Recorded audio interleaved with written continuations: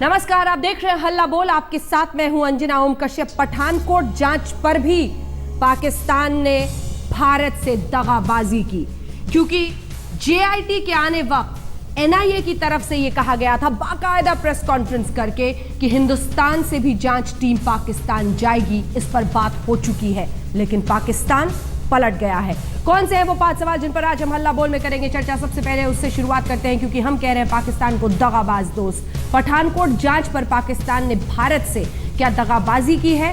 भारत के ठोस सबूतों के आगे जांच पर पाकिस्तान पलटा है। हमने एक सबूत इससे पहले 26/11 पर भी और उसके बाद पठानकोट पर भी दिए हैं। धोखे के बावजूद पाक पर भरोसा करना क्या मोदी सरकार की गलती है? क्योंकि हमने तो उन्हें आने दिया, वो एयरबेस तक गए, सीमित दायरे में जांच की, लेकिन इजाजत मिली। पाकिस्तान को लेकर सरकार कूटनीतिक मोर्चे पर क्या कंफ्यूज दिखाई दे रही है? क्या सरकार एनडीए की है लेकिन यूपीए 3 साबित हो रही है? दोस्ती के बदले दुश्मनी पर सख्ती दिखाएगी क्या मोदी सरकार? क्या एक सख्त रुख अब हिंदुस्तान की तरफ से होगा, क्योंकि बात हुई थी कि आप भी साथ देंगे? आइए अब आपको अपनी रिपोर्ट दिखाते हैं, जिसके बाद हम हिंदुस्तान से लेकर पाकिस्तान तक मेहमानों के साथ इस पर चर्चा शुरू करेंगे।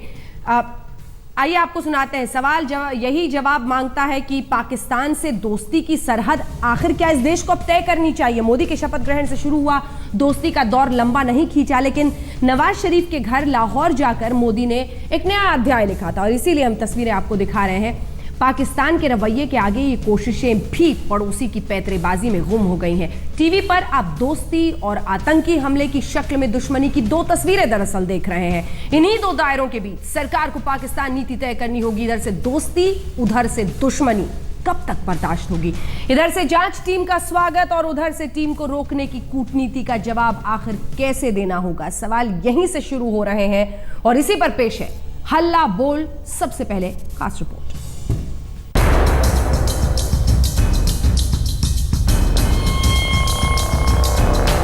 पाकिस्तान की फितरत किसी से छिपी नहीं। वो दगाबाजी करने, धोखा देने और भारत के खिलाफ साजिश रचने का कोई मौका नहीं छोड़ता। पिछले 67 साल के इतिहास में झांकेंगे तो धोखेबाजी और वादे से पलटने की पूरी फहरिस्त मिलेगी। पठानकोट हमले के दौरान भारत ने न सिर्फ पाकिस्तान से सबूत साझा किए, बल्कि पहली बार ऐसा हुआ कि उन सबूतों की पड़ताल करने की इजाजत भी दी। यानी पाकिस्तानी जांच दल को भारत आने और एयरबेस के एक हिस्से का मुआयना करने की इजाजत देकर रिश्तों में नई गर्माहट लाने की कोशिश हुई। लेकिन इसके बदले में पाकिस्तान से क्या मिला, ये बासित के शब्दों से ही समझ लीजिए। This whole investigation is not about the question of reciprocity in my view. It is more about extending cooperation or our 2 countries cooperating with each other to get to the bottom of the incident. यानी पाक जांच दल भारत में पड़ताल कर चलता बना और अब भारत की उन उम्मीदों पर पानी फेर गया जिसमें एनआईए के जांच दल को पाकिस्तान जाने की इजाजत की बात कही गई थी। इतना ही नहीं, बासित के इशारे से यह साफ हुआ कि विदेश सचिव स्तर की बातचीत भी अधर में ही है। I think at present it is suspended. So let's see if we are able to commence the dialogue process. Abdul Basit के बयान के बाद विदेश मंत्रालय ने पड़ोसी के झूठ का सच सामने रख दिया। विदेश मंत्रालय के मुताबिक जेआईटी को भारत आने की इजाजत का आधार आदान प्रदान पर आधारित था, यानी एनआईए की टीम पाकिस्तान जाकर जांच करने वाली थी। इसके साथ ही विदेश सचिव स्तर की वार्ता के लिए दोनों देश सहमत हुए हैं। पाकिस्तान का जो हाई कमिश्नर इंडिया में है, उन्होंने जो कहा वो गलत कहा है और उससे दोनों देशों के बीच में संबंध है, उसमें कोई मदद नहीं मिलेगा। लेकिन अब पाकिस्तान पलट गया। अब वो एनआईए की टीम को पाकिस्तान में जांच के लिए जाने की इजाजत के वादे से ही पलट गया। अब सवाल उठता है कि क्या ये धोखा नहीं है? क्या ये अपने वादे से मुकरना नहीं है? और सबसे बड़ा सवाल तो अपनी सरकार से ही है कि आखिर क्यों हर बार पाकिस्तान से धोखा खाते हैं? मोदी के शपथ ग्रहण में नवाज की मौजूदगी से शुरू हुआ रिश्तों का सफर मोदी की लाहौर यात्रा से होता हुआ पठानकोट पर अटक गया है, जहां यह फैसला करना होगा कि दोस्त की दगाबाजी कब तक मंजूर है। आज तक ब्यूरो। कई खास मेहमान हमारे साथ इस चर्चा में शामिल हो रहे हैं। सबसे पहले आपका परिचय उनसे करा दें। हमारे साथ श्रीकांत शर्मा जी, राष्ट्रीय सचिव भारतीय जनता पार्टी के इस विषय पर जुड़ गए हैं। हमारे साथ अर्जुन मोडवाडिया साहब, कांग्रेस पार्टी के प्रवक्ता, जुड़ गए हैं। Major general retired GD Bakshi ji कुछ देर में जुड़ेंगे और सैयद मोहम्मद पीरजादा साहब, सीनियर पॉलिटिकल एनालिस्ट, हमारे साथ पाकिस्तान से जुड़ गए। सबसे पहले मैं श्रीकांत शर्मा जी आपके पास आना चाहती हूँ। अब लगभग साफ है, अब्दुल बासित सिर्फ अपनी तरफ से नहीं बोल रहे थे। एक दिन पहले वहां पर नवाज शरीफ ने एक हाई लेवल मीटिंग ली है जिसमें चीफ ऑफ आर्मी तमाम मौजूद थे। मतलब ये साबित है कि पाकिस्तान यू टर्न ले रहा है, बहुत बड़ा यू टर्न ले रहा है। और एमईए का साफ कहना है कि रेसिप्रोसिटी पर ही, यानी बदले पर ही ये तय हुआ था कि आप आएंगे हम भी जाएंगे। क्या करेंगे अब आप? देखिए अंजना जी, एक तो स्पष्टता है कि पाकिस्तान के साथ जब से देश आज़ाद हुआ है, पाकिस्तान भारत अलग हुए हैं, तब से लगातार ये जद्दोजहद जारी है। और मैं आपको स्पष्ट कर दूं आपके माध्यम से कि भारत सरकार की विदेश नीति बिल्कुल स्पष्ट है, भारत सरकार की रक्षा नीति बहुत स्पष्ट है। सीमा पर हमारी जो आर्म फोर्सेस हैं उनको पूरे अधिकार हैं कि अगर दोस्त दगाबाजी करता है तो उसकी भाषा में उसको जवाब दिया जाए। और वहीं हमारी जो विदेश नीति है, हम मानते हैं कि हम विदेश नीति के आधार पर हमारे जो सार्क देश हैं, हमारे पड़ोसी राज्य हैं, उनके साथ हम बेहतर संबंध चाहते हैं, अमन चाहते हैं, शांति चाहते हैं। और लेकिन जब पठानकोट की जो चर्चा हो रही है, पठानकोट पर पूरी तरह से स्पष्टता है कि पठानकोट पर पाकिस्तान की सरजमी का इस्तेमाल हुआ, आतंकवादी जो हमला हुआ उसमें, और पाकिस्तान स्थित जो आतंकवादी संगठन है उनकी संलिप्तता है। इसके ठोस सबूत भारत सरकार के पास है। हम कोई बहाना पाकिस्तान ना बनाए, इसलिए पाकिस्तान ने जब कहा कि उनकी टीम यहां आना चाहती है, हम कोई एक्सक्यूज पाकिस्तान को नहीं देना चाहते। इसलिए हमारे देश के प्रधानमंत्री ने फोन कर नवाज शरीफ साहब को कहा था कि हमारे देश में इस घटना को लेकर गहरा आक्रोश है और आपको उन आतंकवादियों के खिलाफ कार्रवाई करनी होगी। इसी क्रम में जब उन्होंने कहा कि आपके पास जो सबूत है ठीक है, लेकिन हम भी थोड़ा इन्वेस्टिगेट करना चाहते हैं, इसलिए उनको बुलाया। और जहां तक आप यहां पर जो अब्दुल बासित है उनका बयान है, वहीं पर पाकिस्तान के जो विदेश मंत्रालय उसके प्रवक्ता का जो बयान है, आपस में विरोधाभासी बयान है। लेकिन हमें कोई बहुत ज्यादा मैं उन पर कोई टिप्पणी नहीं करूंगा, लेकिन इतना जरूर है कि भारत पूरी तरह से मजबूत है। भारत अगर विदेश नीति पर कहीं अमन की बात करता है तो ये हमारी कमजोरी कतई न समझा जाए। और सीमा पर जो हमारी रक्षा नीति है बहुत मजबूत है। हमारे जाबाज सिपाहियों को पूरी छूट है, पूरी ताकत उनके पास है कि कोई भी फैसला लेने के लिए दिल्ली की तरफ उनको देखने की जरूरत नहीं है। अगर हमारा दोस्त अगर दगा करता है तो उसकी भाषा में उसको जवाब दिया जाए। जहां तक विरोधियों की बात है, मैं मानता हूं कि थोड़ा संयम रखें। 60 साल से ये समस्या है, समाधान का हम लोग प्रयास कर रहे हैं, लेकिन आतंकवाद को लेकर जीरो टॉलरेंस की नीति भारत सरकार की है, इस पर कतई कोई समझौता नहीं है। और हमारे देश के प्रधानमंत्री ने दुनिया में यह स्पष्ट कर दिया कि बैड आतंकवाद और गुड आतंकवाद नहीं होता है, आतंकवाद आतंकवाद है, उसके लिए सबको मिलकर कार्रवाई करनी होगी। मुझे लगता है कि हम सही दिशा में आगे जा रहे हैं। मैं मानता हूं कि समय आने वाला समय आपको बताएगा कि भारत सरकार सही दिशा में आगे बढ़ रही है। पीरजादा साहब, ऐसा ना हो आने वाले वक्त में लोग मुहावरा कहने लगे कि जो पलटे वो पाकिस्तान, क्योंकि अब हालत यही है कि पहले कहा जाता है कि हमारी टीम को आने दीजिए, हम जांच करेंगे, आपकी टीम फिर आएगी, और अब उस पर यू टर्न बनता हुआ दिखाई दे रहा है, जैसा पाक हाई कमिश्नर ने कहा है। क्यों ऐसी नियत और उस नियत को छोड़ने को आप लोग तैयार नहीं है? वो ऐसा है कि जो जब पलटे, एक मुहावरा ये भी है, तो उसका नाम कुलभूषण। आपने तो देखा कि हमने जब भारत का रॉ का एजेंट, नेवी का अफसर जिसकी नौकरी 2022 तक बाकी है, तारिक जी सवाल सुनते नहीं। आईएसआई ने एक जबरदस्त ऑपरेशन में बलूचिस्तान से पकड़ा और साबित कर दिया कि भारत एक दहशतगर्द रियासत है। ये तो मतलब है अब साबित हो गया है। क्या बात कर रहे हैं? क्या बात कर रहे हैं? क्या बात कर रहे हैं? उस स्पाई पर फैक्ट्स ही नहीं है आपके पास। वो अगर जिसे आप कथित रूप से स्पाई कह रहे हैं, एक सेकंड तारिक साहब, जिसे आप कथित रूप से स्पाई कह रहे हैं, वो पासपोर्ट लेकर बाकायदा वहां पर मौजूद था। कैसी बात कर रहे हैं तारिक साहब?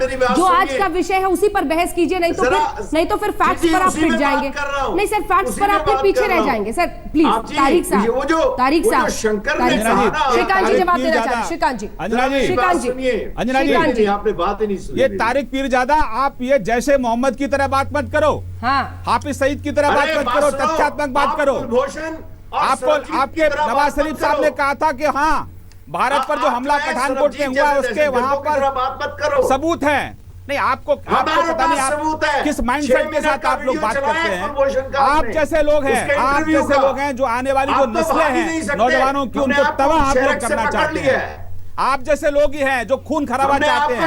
आप जैसे लोग हैं जो आतंकवादियों को ट्रेनिंग देते हैं। मुझे तो लगता है घोर आपत्ति ऐसे लोगों को नेशनल चैनल पर, भारतीय चैनलों पर नहीं बुलाना जाना चाहिए। ये झाड़ बैठते हैं यहाँ पर। तारिक साहब, आप तथ्यों पर बात करिए। हम उस मामले को देख रहे हैं। जेआईटी पर बात करने से क्यों भाग रहे हैं आप? अगर आपकी नीयत साफ है तो जेआईटी पे बात कीजिए। अरे आप एक तरफ से दहशतगर्दी कर रहे हैं पाकिस्तान में। अरे झूठ बोलना बंद करो। क्या बात कर रहे हैं? जेआईटी पर बात कीजिए। बंद करो। जांच टीम आपकी यहाँ पर आई, जांच की टीम आई, बचाने की कोशिश करो। चलाकियों का दौर गुजर गया। ये झूठ बोलकर आप अपने आप को गुमराह कर रहे हो। प्यारे जो मर्जी कहते रहो, नस्लों को गुमराह कर रहे हो। कुलभूषण के जरिए आपको शहरक से पकड़ लिया है। जरा एक मिनट के लिए रुक जाएं। तारिक पीरजादा साहब, मेरे सवाल का जवाब दीजिए। मैं दे रहा हूं। अगर नहीं, आप नहीं दे रहे हैं, आप भाग रहे हैं। कोई जवाब नहीं है। आप भाग रहे हैं। भारत भाग रहा है। आप भाग रहे हैं। हमने तो बड़ा सीना दिखाकर ज्वाइंट इन्वेस्टिगेटिव टीम को यहाँ आने दिया। नुमाइंदगी कर रहे हैं आप कल हमने कृष्णा का जेआईटी को बयान यहाँ आने पढ़े, दिया। जो आपका सेक्रेटरी खारजा है, उसने तारिक कल जो बयान पीरजादा दिया साहब, वो आज अखबारों में छपा तारिक हुआ पीरजादा है। साहब, उसने कहा तारिक पहले पीरजादा हमारी साहब, प्रायोरिटी जो है तारिक पीरजादा साहब, एक सेकंड ठहर जाइए। एक सेकंड ठहर इनके कंप्यूटर में आईएसआई ने जो कैसेट डाल दी है उसी तरह से बजेंगे ये। इनके दिमाग में, इनके सॉफ्टवेयर में आईएसआई ने एक कंप्यूटर फिट किया हुआ है, एक सीडी फिट की हुई है। ये उसी तरह से बजते हैं। इनको कोई सवाल सुनाई नहीं देता है। आप सवाल सुनिए तारिक पीरजादा साहब, करते हैं। सवाल सुनिए और मेरे सवाल का जवाब दीजिए। तारिक साहब प्लीज इसको तू में ना बदलें आप, प्लीज। आपसे निवेदन है, हम आपका सम्मान करते हैं इसलिए हमने आपको टीवी पे बुलाया है, लेकिन आप इस तरह की बातें कर रहे हैं जिससे लगता है। एक सेकंड सर, भारत को एक दहशतगर्द रियासत के तौर पर एक सेकंड। तारिक पीरजादा साहब, तारिक पीरजादा साहब, हमने जो बहुत तौर अफसोसनाक, पर अपने खिलाफ एफआईआर पाकिस्तान में दर्ज कराई, उसके बाद हमने जेआईटी टीम भेजी। जेआईटी टीम से आपने ताबूत नहीं किया और उसने आकर कहा कि भारत ड्रामा कर रहा है। आपके देश के लोग शर्मिंदा हो रहे होंगे आपको सुनकर। भाग कौन जो दोस्ती और अमन चाहते हैं वो खुद शर्मिंदा हो रहे होंगे। मेरी बात सुने, आपने न आप सिर्फ पाकिस्तानियों को भी शर्मिंदा कर रहे हैं। पठानकोट का जो कमांडर है उसका इंटरव्यू करने नहीं दिया। आपने सारे जितने विटनेस थे, मेरी बात सुने, आपने जितने विटनेस थे उनके साथ सवालों के दरमियान अर्जुन मोढवाडिया साहब से एक रिएक्शन ले लें, उसके बाद जाएंगे। अर्जुन मोढवाडिया जी, सवाल यही है कि तारिक पीरजादा जैसी आवाजें पाकिस्तान में हावी हो जाती हैं, वो सफल हो जाते हैं और शायद इसीलिए यू टर्न लेता हुआ पाकिस्तान दिखता है। सभी खास मेहमान हमारे साथ बने हुए जिनसे हम चर्चा कर रहे हैं। अर्जुन मोढवाडिया साहब, अब ये बहुत कैच 22 सिचुएशन है, इसे पक्ष विपक्ष के रूप में नहीं देखा जाना चाहिए। सवाल यही है कि हमने इंसाफ हो, जांच में पता चले। उन्होंने एक मंशा जाहिर की, हमने उसको माना कि ठीक है आप जेआईटी भेजिए, जांच कीजिए और उन क्लूज पर आगे बढ़े। अब वो कह रहे हैं हम नहीं आने देंगे। देखो, 26/11 की घटना के बाद डॉक्टर मनमोहन सिंह ने उस समय डायलॉग सस्पेंड किया। आप जरा देखिए आपने किया एक तारिक साहब अपना नाम भी लगता है भूल गए। गलत है अंजना, आपका नाम अर्जुन नहीं है सर। मैंने अर्जुन मोढवाडिया साहब से सवाल पूछा है, प्लीज रुक जाए। जी जी जी 26/11 की घटना के बाद डॉक्टर मनमोहन सिंह ने डायलॉग सस्पेंड किया था और उसी समय कहा था कि जब तक कॉन्फिडेंस बिल्डिंग मेजर नहीं होंगे, हमें कॉन्फिडेंस नहीं होगा, हम बात नहीं करेंगे। उसके बाद ऐसी कोई घटना नहीं बनी कि जिसके आधार पर हम कह सके कि पाकिस्तान में कुछ इंप्रूवमेंट हुआ है। मोदी साहब आए और उनके बाद सारी सोल की राजनीति शुरू हुई। बिना न्योता वो वहां लाहौर पहुंच गए प्रधानमंत्री के घर पे और वहां चाय नाश्ता करके वापस आ गए। यहाँ उनको बुलाया गया, इसलिए उनकी क्रेडिबिलिटी, हमने पाकिस्तान को जो डिस्क्रेडिट हुआ था इंटरनेशनल लेवल पे, उसको क्रेडिट दी गई। लेकिन घटना ये करने के बाद भी क्या हुआ, 900 बार सीज फायर वायलेशन हुआ। 4 बार दीनानगर, गुरदासपुर, उधमपुर यहाँ हमला हुआ। पठानकोट में हमारा एयरबेस पर हमला हुआ। हमारा जो केंद्रीय बिंदु है उस पर हमला हुआ। उसके बाद ये जो हमला करवाते हैं, हम आरोप लगाते हैं कि आईएसआई हमला करवाती है। वही आईएसआई को आपने बुलाया और ये इतना सोचा नहीं कि उनकी क्रेडिबिलिटी क्या है। श्रीकांत शर्मा जी, फ्लिप फ्लॉप ठीक है, पॉलिसी है, ठीक है, इसकी ठीक है, वजह एक से सेकंड। आज हम अकेले पड़ गए, जो पहले पाकिस्तान अकेला पड़ गया श्रीकांत था। शर्मा जी। आज वहां जो अंजना जी, मैं बोलूं? टेररिस्ट है, उसको टेररिस्ट डिक्लेयर करने में अब जरा मुझे जवाब देने दीजिए 1 मिनट के लिए। ठीक है सर, मैं दूंगी, बात- थोड़ा सा नहीं, इंतजार अपनी- करें। अपनी श्रीकांत बात जी, पूरी करने दीजिए। हाँ ठीक है अंजना, अर्जुन जी, मुझे बात आपने पूरी पॉइंट करने दीजिए। वाइज अपनी नहीं, बातें पूरी कर ली, जल्दी से संक्षिप्त नहीं में मैं ये पूरी कहता हूँ, हाँ। मैं कहता हूँ जब अब आप जब तकरीर मोदी कर जी रहे हैं यहाँ भाई। से चुनाव में भाषण करने के लिए जाते हैं, अरे सुन लो छप्पन भाई, इंच आपका चीना समय की हो बात गया। करते हैं और पाकिस्तान के लिए क्या पॉलिसी अब जरा है, कुलभूषण और की देश बात को करते कुछ हैं ना बता नहीं यार, सकते। जरा 1 मिनट सिर्फ ठहरिए भाषण जरा। करने से बहादुर नहीं बनते, आपने एक्शन क्या लिया? श्रीकांत एक्शन शर्मा क्या जी। लिया? आपने आप किसी ISI को काबिल ही आने नहीं दिया है, और एक्टिंग क्या आपका लेंगे? JIT वहाँ जा अंजना नहीं जी, रहा। श्रीकांत जी, अंजना जी, एक सेकंड वाडिया साहब, अंजना एक जी, सेकंड सर, अब जवाब सुन लीजिए। देश की अंजना जी, जवाब नहीं ले पाएंगे, नहीं तो हम ब्रेक अंजना करेंगे। जी। श्रीकांत जी, अंजना जी, हाँ ये कह रहे हैं आपने क्या किया? अरे हमने इतना किया कि हमने अपनी चौकसी इतनी बढ़ा दी कि हमारे आते ही 164 आतंकवादियों को हमने सीमा पर ही ढेर कर दिया, और हमने ये किया कि दुनिया के अंदर आज भारत और हमने भारतीयों तो का देखा सम्मान नहीं। बढ़ाया।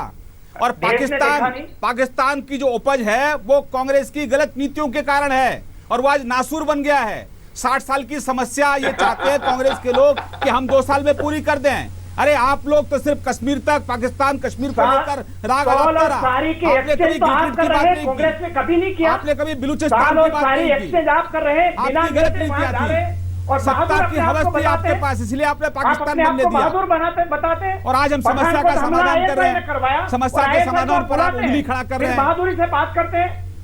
जीडी बख्शी जी, ठीक है। ये देन आपकी है। कोई पॉलिसी नहीं है। ये नासूर आपने पैदा किया, कांग्रेस का नासूर है पाकिस्तान। आप सारे ही बोलते रहेंगे, ये इसके मेरी साथ बारी हम भी है। समाधान की कोशिश कर रहे हैं।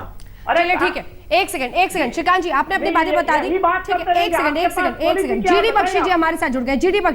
जीडी बख्शी जी, तारिक पीरजादा साहब और उनका वो पुराना रुख रवैया वो कुछ बदलता नहीं दिख रहा है, और ना ही पाकिस्तान का। सवाल ये है कि ये कैच 22 सिचुएशन है। अब हिंदुस्तान को क्या करना चाहिए?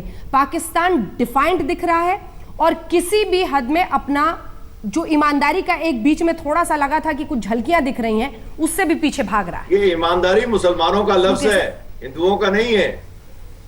अरे सर, आप क्या हिंदू है, क्या लेकिन- मुसलमान है, इस लेकिन देश वो को मन से आपकी खाइए। तकरीर है, पहले तकरीर समझिए नहीं कि है उसके साहब। पीछे की सोच क्या होती है। ईमानदारी तारिक दादा जी, ये साहब, मुसलमानों आप के लफ्ज है, ईमानदारी ये की हिंदी बातें जुबान के करते लफ्ज नहीं हैं, है। आप ईमानदारी के काम नहीं करते। अच्छा पीरजादा साहब, अगर आपकी इजाजत हो तो जनाब। जी अच्छा बख्शी जनाब। जी, मैं तो देखिए, आपका पुराना ऐसा मद्दा है, हूँ, लेकिन जहाँ मैं क्या तक करूँ, पाकिस्तान का सवाल है, आपका वही पुराना पीरजादा राग साहब, है। जरा ना मैं आपकी आवाज सुन पा रहा हूँ ना आप मेरी। अच्छा मैं सुन देखिए रहा हूँ। पीरजादा साहब, जहाँ तक पाकिस्तान का सवाल है, जहाँ तक पाकिस्तान का सवाल है, वो ये नई वो बात मुल्क कहिएगा। है जिसने 8 साल ओसामा बिन लादेन को पाल के रखा और ये बात आप 31 100 दफा अरब कह डॉलर चुके खा हैं, लिए और वो अमेरिका किस्सा से। खत्म हो चुका तो है। जहां तक हाँ नहीं ये फिर दोहराने की जरूरत है, क्योंकि नहीं, आपके कोई जहन में जरूरत नहीं नहीं जा है रही, मेरे भाई, कोई आपके जरूरत जहन में नहीं जा रही ये बात कि you are the most unreliable country on this face of this planet. India आपकी is किसी the बात पे most विश्वास नहीं किया जा outstanding, सकता, most क्योंकि prominent मैडम जरा promoter इनका of थोड़ा आप terrorism डाउन कर in दीजिए। बिल्कुल सर, इनकी आवाज थोड़ी सी। Pakistan. तारिक साहब, जब आपकी बारी आई थी मैं आपके पास आई थी। याद रखिएगा इस पूरे 1 घंटे के दौरान सर कि आपका नाम तारिक पीरजादा है, और जब मैं आपका नाम लूं तभी आप बोलें, तभी सभी लोग इस बहस में शामिल हो पाएंगे। कम से कम हिंदुस्तान में लोकतंत्र में हम विश्वास रखते हैं। याद रखिए, लोकतंत्र, डेमोक्रेसी, उसमें हम विश्वास रखते हैं कि हर आवाज सामने आनी चाहिए। थोड़ा सा इसका सम्मान कर लीजिए जब डिबेट आप इंडिया में कर रहे हैं, इंडिया के लोगों से कर रहे हैं। ब्रेक के बाद लौटते हैं। खबर जो आपने हेडलाइन में भी देखी होगी, उसी खबर से शुरुआत करते हैं। जी हां, मौलाना मसूद अजहर, जिसे कहा जाता है पठानकोट हमले में पाक के खिलाफ भारत सख्त। एनआईए कोर्ट ने मसूद अजहर के खिलाफ वारंट जारी किया है। 2 अन्य आरोपियों के खिलाफ भी वारंट जारी किया गया है, और हिंदुस्तान के नजरिए से यही वो दहशतगर्द है, जैश ए मोहम्मद का मुखिया, जिसके खिलाफ एनआईए कोर्ट से वारंट जारी किया गया है। सभी खास मेहमान हमारे साथ बने हुए हैं, और इसीलिए जीडी बख्शी जी, आपने इससे पहले ओसामा बिन लादेन की बात की। चाहे जैश ए मोहम्मद का ये अजगर मोहम्मद अजहर हो, या फिर मसूद अजहर के अलावा हाफिज सईद हो, जितने ये आतंकी हैं, इन सबको पनाह पाकिस्तान देता है, और फिर कहता है कि हम पर क्यों शक करते हैं। देखिए, जो अफगानिस्तान के राष्ट्रपति थे, उन्होंने एक बारी का, जो भूतपूर्व राष्ट्रपति थे, उन्होंने एक बार बड़ा सही फरमाया था कि अमेरिका ने अफगानिस्तान की लड़ाई गलत देश में लड़ी। जो सारे के सारे सरगना है तालिबान के, शामिल जो अभी उनके मुल्ला उमर जो अब नहीं रहे, और ये जो हक्कानी ब्रदर्स जो इनके तमाम पाकिस्तान के अंदर हैं। अरे साहब, तारिक साहब अपनी बारी का इंतजार कीजिए। खेल रहे तारिक जी अपनी बारी का इंतजार कीजिए, आपको पता नहीं, मैं आपके पास आऊंगी। आइडिया है डिस्कशन का मतलब रनिंग कमेंट्री। हाँ, आपको तो बिल्कुल भी नहीं पता कि आपने क्या कहा। प्लीज बंद कर मुझे अफसोस है रिटायरमेंट के बाद तारिक जी आपको लोकतंत्र की आदत नहीं है। लोकतंत्र में हर आवाज को हम सुनते हैं, जरा सुन लीजिए। अरे मैं तो 4 आदमियों को पिछले 30 मिनट से सुन रहा हूं। हमने भी आपको सुना सर, आपकी बारी आई थी। एक क्रिकेट मैच चल रहा है जिसको आपको रनिंग कमेंट्री देने की जरूरत है। हमको आपकी रनिंग कमेंट्री नहीं चाहिए। आवाज सुनाना चाहता हूँ, मैं वो तमाचा आपको दिखाना चाहता हूँ जो चीन ने अक़वाम मुत्तहिदा। अरे तारिक पीरज़ादा साहब रुकिए ना, जरा अपनी बारी का इंतजार कीजिए। सर आपको बताया है आपका नाम तारिक पीरज़ादा है, जीडी बख्शी नहीं है। आपका नाम तारिक पीरज़ादा है। रुकिए, आपको वहां पर मुंह की खानी पड़ी। अब हमने आपको चेहरा दिखा दिया कि भारत एक दहशतगर्द रियासत है, मोदी एक दहशतगर्द है। की खानी पड़ेगी, जरा वक्त का आप थोड़ा इंतजार कर लीजिए। आपका मुल्क धू करके जल रहा है। पाकिस्तान में लाहौर में जो हो रहा है आपने देखा है, और जो आपने हालत करी है बलूचिस्तान में वहाँ के लोगों की, और जो हालत है बाल्टिस्तान के लोगों की, वो सारी दुनिया को जल रहा है। गले से पकड़ लिया। आप पाकिस्तान में दहशतगर्दी करवाने वाला पीछे सबसे बड़ा मुल्क है। इतनी जरूरत है, अभी जरूरत पड़ेगी रियासत के तौर पर सलूक करेंगे। अभी जरूरत पड़ेगी आपको चीन के पीछे हम आपको गले से पकड़ेंगे। तैयार हो जाइए। अब आप तैयार हो गए, हम आपको गले से पकड़ने वाले हैं। तारिक जी प्लीज, हम आपको प्लीज से पकड़ने वाले हैं। तारिक जी, अब हमारा आपका जो आप एक ऐसे देश, आप एक सेकंड तारिक जी, आप एक ऐसे देश में लोगों से बहस कर रहे हैं जहां पर लोकतंत्र है। अरे सर तारिक जी, आप इनका जो है कुलभूषण को सुनिए। तारिक जी की आवाज थोड़ी नीचे करें। तारिक जी, तारिक जी कि ये क्रिकेट मैच देख रहे हैं। तारिक जी और ये प्लीज, क्रिकेट कमेंट्री आप ऐसे देश में लोगों से बहस कर रहे हैं जहां पर लोकतंत्र है। अपनी बारी का इंतजार कीजिए, सबकी आवाज आने दीजिए। पहले हिस्से में मैं आपके पास आई थी आपका नाम लेकर, फिर आऊंगी। थोड़ा सा सब्र रखिए। आपने कहा था ईमानदार मुसलमान लफ्ज है, फिर आप कैसे मुसलमान हैं जो ईमानदारी ही छोड़ रहे हैं और धोखा देने की कर रहे हैं? थोड़ा सा इंतजार कीजिए सर, मैं आपके पास आऊंगी। मैं कह रही हूं कि थोड़ा सा इंतजार कीजिए प्लीज, आपसे रिक्वेस्ट है। रनिंग कमेंट्री नहीं हो रही है, हम बहस कर रहे हैं जिसमें बारी बारी से सभी मेहमान बोलते हैं। प्लीज तारिक पीरज़ादा साहब, तीसरी और अंतिम बार आपसे रिक्वेस्ट कर रही हूं सर, प्लीज अपनी बारी का इंतजार करें, हर किसी को बोलने दें। जीडी बख्शी साहब अपनी बात पूरी करें। देखिए मैडम, मैं कह रहा हूं कि इनके तमाम धोखे धड़ेली के बावजूद हमारे प्रधानमंत्री जी ने इनके ऊपर फिर विश्वास की गठरी का बोझ ढाला, और जैसे अब तो इन्होंने साबित कर दिया है कि लातों के भूत बातों से नहीं मानते। ये जो है ये वाहियात मुल्क हो गया है, बेशरम मुल्क हो गया है। जो कोई भी जो वारदात होती है, आप सुन लीजिए ना, फिर मैं आपकी सुन लूंगा। कोई भी वारदात टेररिज्म की दुनिया में हो रही है, तारिक साहब प्लीज वेट कीजिए। तार जो है पाकिस्तान में होते हैं, जो कि आदमी एक्सपोर्ट कर रहा है, आप दहशतगर्दी बरामद करने वाला। मैडम प्लीज, अगर आप डिबेट चाहती हैं इनकी आवाज नीचे हटाइए प्लीज। तारिक साहब प्लीज, मैं आपके पास आऊंगी, मैंने आपसे वादा किया है, आपको वेट करना ही पड़ेगा, सबकी आवाज सामने आने देनी पड़ेगी। प्लीज तारिक साहब प्लीज, आप हमारे मेहमान हैं, हम कोई भी गलत बर्ताव आपसे नहीं करना चाहते हैं, प्लीज वेट करें। बोलिए बख्शी। और तारिक पीरज़ादा साहब की तो खास खसूसियत है कि वो आके पूरी डिबेट को ड्राउन आउट करना चाहते हैं, कि वो जानते हैं उनके पास कोई काम का आर्गुमेंट नहीं है, कोई सफाई नहीं है इनके देश की जो नापाक हरकतें हैं हाँ। वो पूरी दुनिया के सामने जग बहुत जाहिर बड़ी है। दलील अब है। ये वेट कीजिए, चीन की साड़ी तारिक के साहब। पीछे छुप रहे हैं। हाँ। अब ये अब चीन श्रीकांत, की ठीक है। साड़ी के पीछे छुप रहे हाँ, हैं इनकी कि पुरानी उनको- आदत है ये। उनको जो है उनकी पुरानी अगर आदत। मजदूर को सर्टिफिकेट दे दिया है। आदत पुरानी है। श्रीकांत शर्मा जी, अब ऐसे पाकिस्तान से कैसे डील दहशतगर्दी करेंगे? कौन करता है ये पूरी दुनिया को मालूम है। दहशतगर्दी का सरगना कौन है, कहाँ सारे दहशतगर्दी के तार शुरू होते हैं, वो आपके मुल्क में, आपके मुल्क में होते हैं। तारिक साहब, स्टेट डिपार्टमेंट का बयान देखिए कल। एक दहशतगर्द मुल्क करार आप जरा कर देना अपने चाहिए। गुरु अमेरिका से आपको बात इतनी कीजिए। शर्म आनी वो आपको चाहिए। 6 दुनिया मिनट भर की में वीडियो दिखाएगा। औरतें बच्चे मारने का कुलभूषण की ठेका वीडियो। आपने ले रखा है। अरे दुनिया भर आपने में तो- आतंकवाद फैलाने का ठेका पाकिस्तान ने ले रखा है। और आपको कम से कम इतनी शर्म तो आनी चाहिए कि अब आपके जो मुल्क में 350 ईस्टर के दिन जो ईसाई मारे गए उनका कौन जवाबदार है?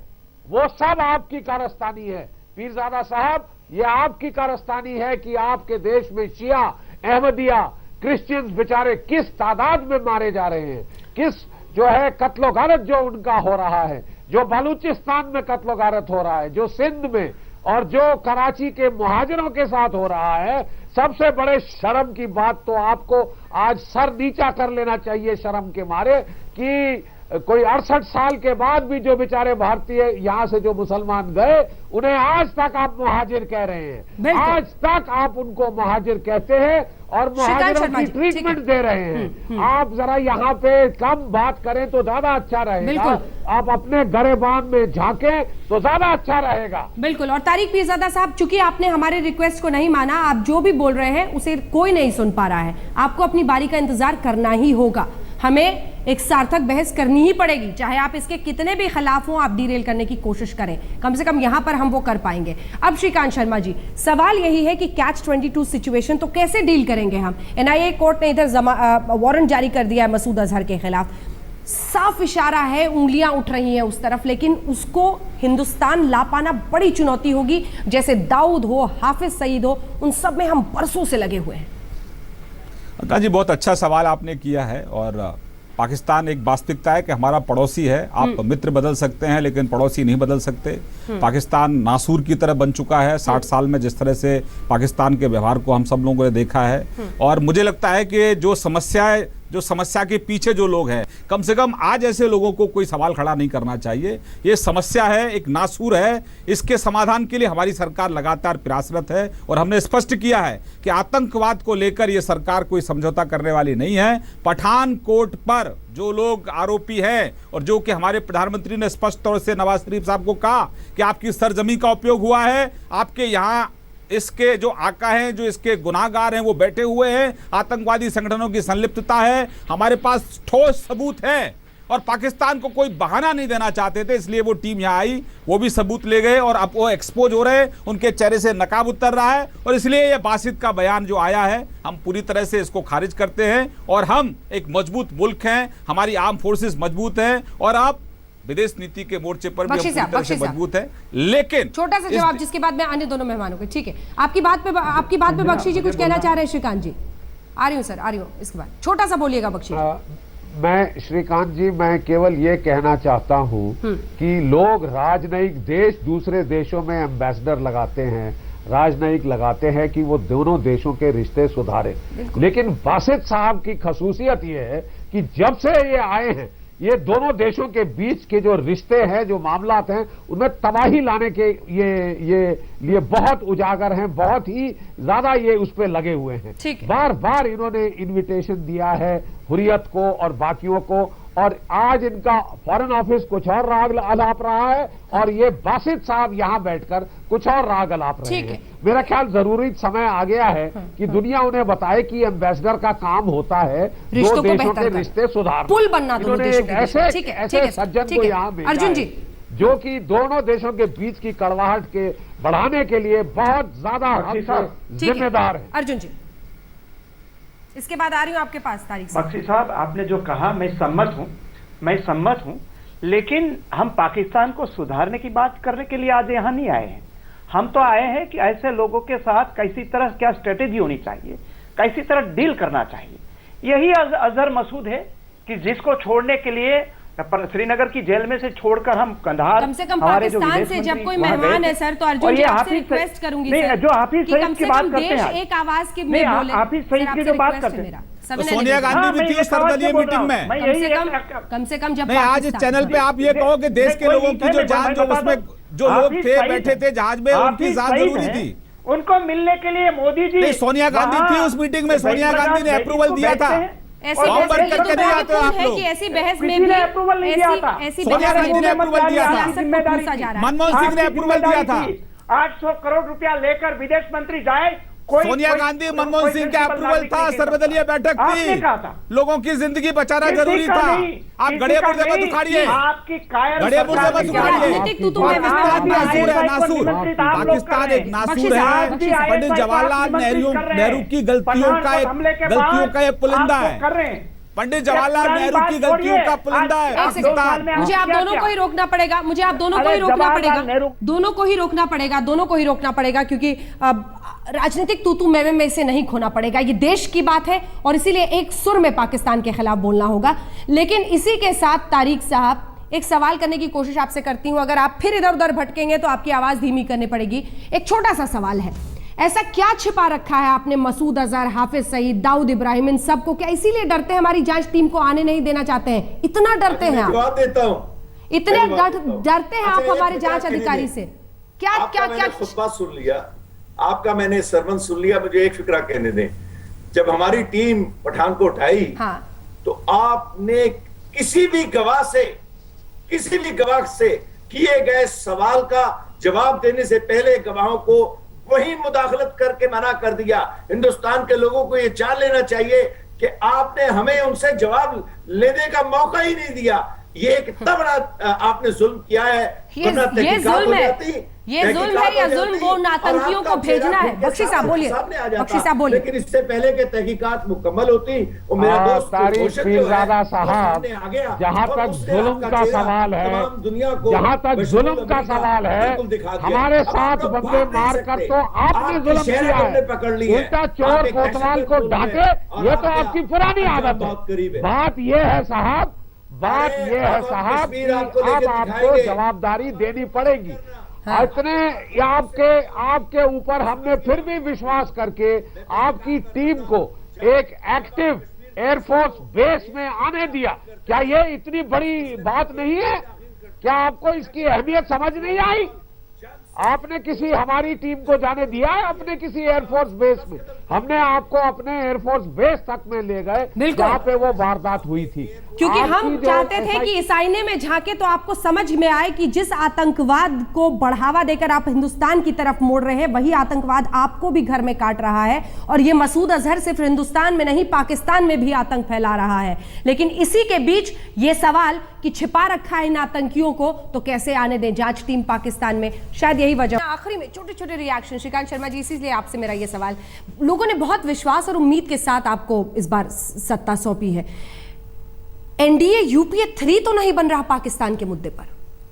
अंजना जी बिल्कुल नहीं। मैं, आपका सवाल है, आपको अधिकार है सवाल पूछने का, लेकिन ये देश बहुत सुरक्षित हाथों में है और भारत और भारतीयों का सम्मान नरेंद्र भाई मोदी ने दुनिया में बढ़ाया है। हमारी रक्षा नीति स्पष्ट है, हमारी जो आर्म फोर्सेस हैं सीमा पर पूरी चौकसी है और उसी का परिणाम है कि हमने 164 आतंकवादियों को वहीं पर ढेर किया हुआ है। विदेश नीति में भी हम मुल्क अपने पड़ोसियों के साथ अच्छे संबंध चाहते हैं, लेकिन पाकिस्तान एक नासूर है और जो हमें विरासत में मिला है हम समाधान करने की कोशिश कर रहे हैं। और ऐसा नहीं है कि हमारी कोई, हम बातचीत कर रहे हैं तो हमारी कोई कमजोरी समझा जाए। इसलिए पठानकोट के जो गुनाहगार हैं उनके खिलाफ पाकिस्तान जब तक कोई सख्त कार्रवाई करता हुआ, चलिए यही उम्मीद भी रहेगी कि कम से कम जिन वादों के साथ आए थे उनमें से एक बड़ा वादा था कि पाकिस्तान जिस तरह से आतंकवाद फैला रहा है उस पर हम रोक लगा पाएंगे नई सरकार के साथ। सवाल यह है, 99% मानते हैं कि हाँ, पठानकोट पर पाकिस्तान धोखा दे रहा है। आप देखते रहिए आज तक।